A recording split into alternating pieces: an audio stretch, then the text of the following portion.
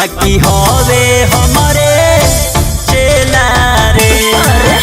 रंगदार तो सरवा बन गइल बाकी हवे हमरे चेला रे। चुप रहो।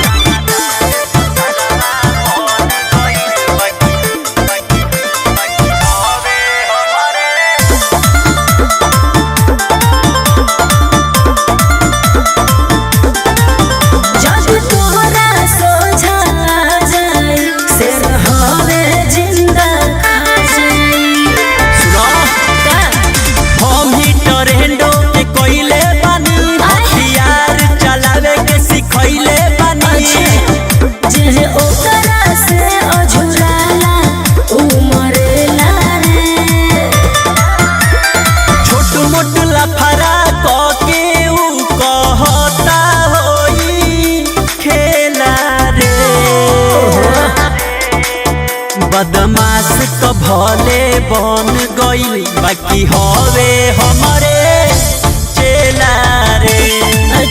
रंगदार तो सरवा बन गइल बाकी हवे हमरे चेला रे। डर जानता हो।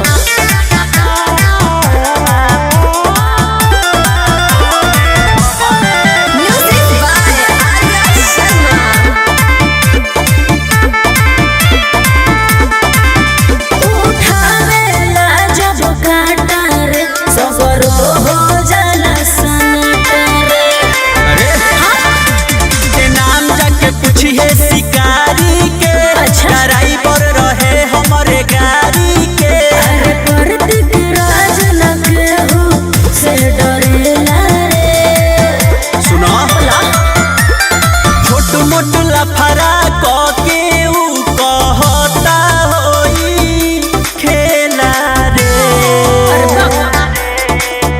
बदमाश तो भले बन गइल बाकी हवे हमरे चेला रे।